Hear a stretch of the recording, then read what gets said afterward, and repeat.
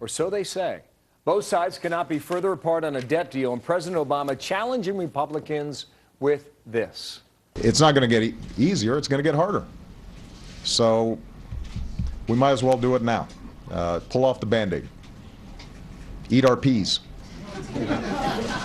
Now's the time to do it. All right, Pennsylvania Senator Pat Toomey is a Republican on the Senate Budget Committee. Sir, how you doing? And good morning to you. I'm doing fine. How are you? I'm fine. Well, I read your USA Today editorial this week. In part, you say the following.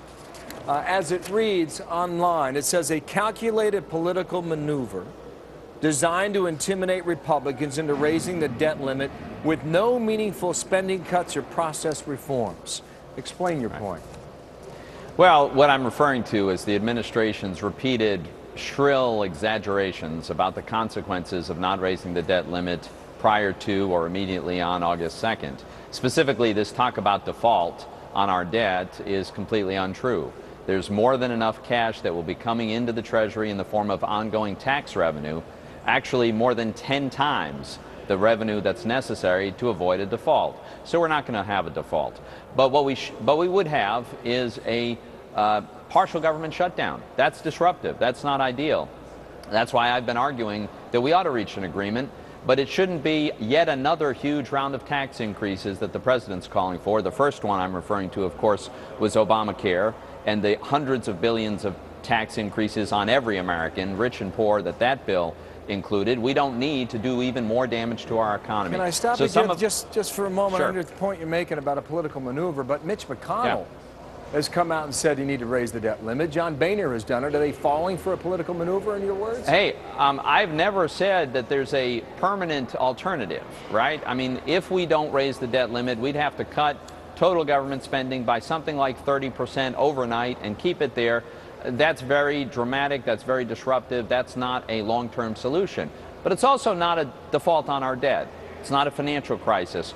My point is, let's reach an agreement, and why not base that agreement on reaching a balanced budget? We did it back in the 90s with a Democratic president and a Republican Congress. Now we've got a divided Congress and a Democratic president. Several of us have introduced a bill that would raise the debt limit by the full amount the president has asked for, provided that he agreed to put us on a path to a balanced budget. Okay, so to be clear, you would vote to raise the debt limit so long as you got the spending cuts and trimmed it off on the other side. Oh, I've been clear since I was sworn in January that I would be willing to raise the debt limit if we fix what's broken here. Real cuts in spending, real caps on spending, and a balanced budget amendment that allows us to end this mounting deficit and debt disaster we've created. Give me a number if we're at $14.4 trillion now, coming up on $14.5 trillion. What would you raise it to? Does it go to $17 trillion? We have $2.5 trillion to spend over the next year? What is it? We have a bill that Senator Mike Lee from Utah, myself, and a number of other Republicans, actually I think about half of the Republican conference in the Senate, has introduced that would raise the debt limit by $2.4 trillion, but it's contingent on real cuts in spending now, caps in spending, and adoption of a balanced budget amendment, so that over time we reach a balance, and then we don't have to keep raising the debt limit because we won't be running deficits anymore. You say cut the spending now, that means 2011, 2012.